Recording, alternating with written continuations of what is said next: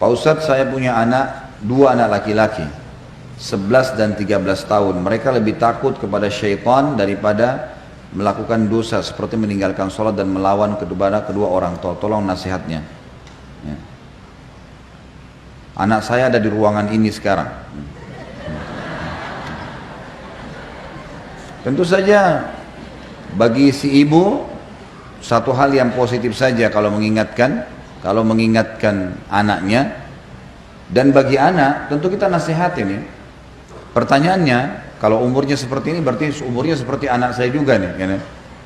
Jadi saya mengingatkan seperti saya mengingatkan anak saya, untuk apa tidak bakti sama orang tua, untuk apa tidak sholat, untuk apa tidak melakukan ketaatan-ketaatan. Dan itu satu sisi ya.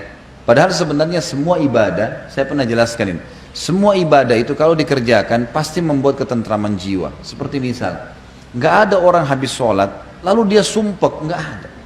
Nggak ada orang habis majelis ilmu begini lalu sumpek, nggak ada. Yang ada semangat berbuat baik, gitu kan? Takut berbuat dosa, itu yang ada. Jadi lebih baik.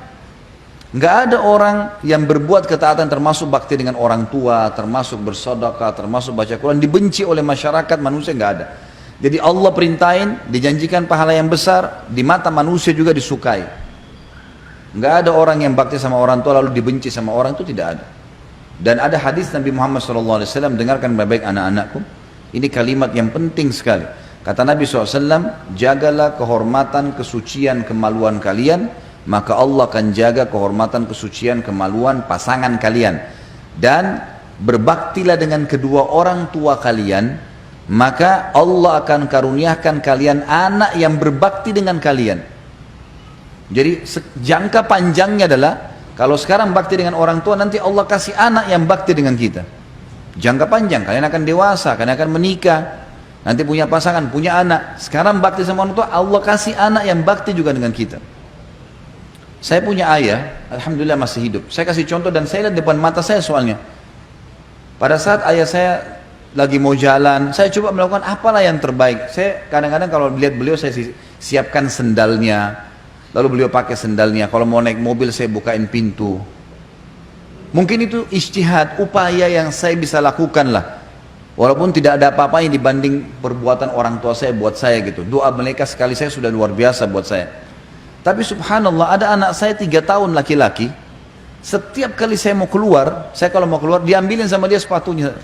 3 tahun, sepatu saya diambilin atau sendal saya diambilin, dipakein sama dia. Kadang-kadang kalau saya mau masuk kamar, dibukain pintunya. Mau makan, diambilin makanannya. 3 tahun dia bisa melakukan. Saya tiba-tiba langsung connect dengan hadis tadi. Apakah ini balasan Allah seketika karena saya buat kepada ayah saya? Anak saya 3 tahun belum ngerti apa, biasanya cuma suka main-main, memberikan apapun yang saya sudah lakukan pada ayah saya. Depan mata saya lihat. Sampai saya bilang sama istri saya, coba lihat nih, bagaimana Allah menunjukkan kepada kita kebenaran sabda Nabi Muhammad SAW. Itu kan. Kalau masalah takut dengan syaitan, syaitan itu makhluk Allah yang terhina, kecil, terhina dan kecil. Tidak ada kedudukannya, tidak ada andilnya, tidak ada sesuatu yang bisa diandalkan dari syaitan. Tidak ada. Apa yang mau ditakutin dari syaitan? Apa yang syaitan lakukan? Kalau syaitan bisa menguasai kita teman-teman sekalian, maka tidak ada di antara kita yang bisa duduk di sini. Tidak bisa minum, nggak bisa makan. Syaitan akan susahin dia, karena syaitan penjahat kan.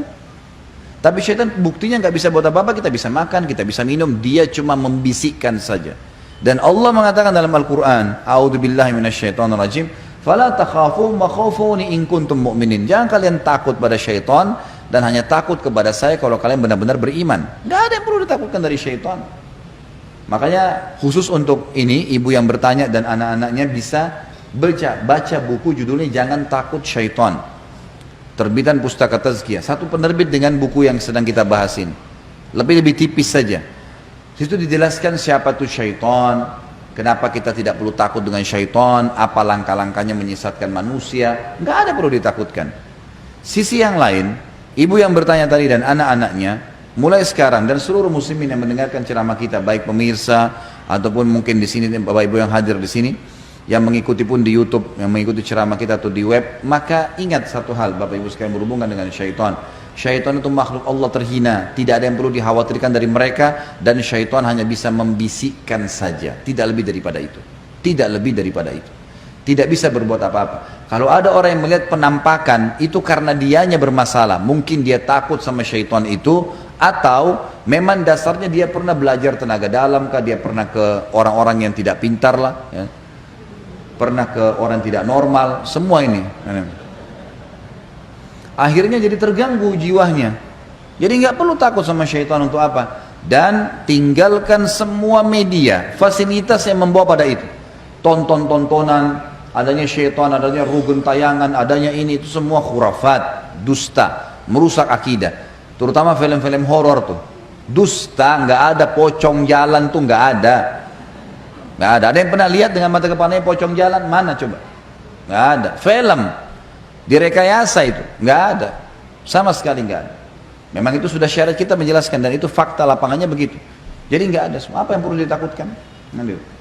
Jadi jangan takut sama syaitan, dan baca buku tadi untuk memperkaya bahasan, atau lihat nonton bahasan saya tentang bekal dunia akhirat judulnya di YouTube atau di web, atau tonton juga tentang masalah sihir. Masalah sihir dan perdukunan itu banyak panjang lebar saya jelaskan tentang masalah itu. Allahu alam. Dan saya mendoakan semoga saja ibu dan anak-anaknya insya Allah dijaga di dalam ketaatan kepada Allah. Dan bagi anak saya ajak untuk berbakti pada ibunya, dan bagi ibu juga lebih rahmat dan kasih sayang kepada anaknya. Semoga saja insya Allah disatukan dalam keimanan dan disatukan di dunia juga di akhirat.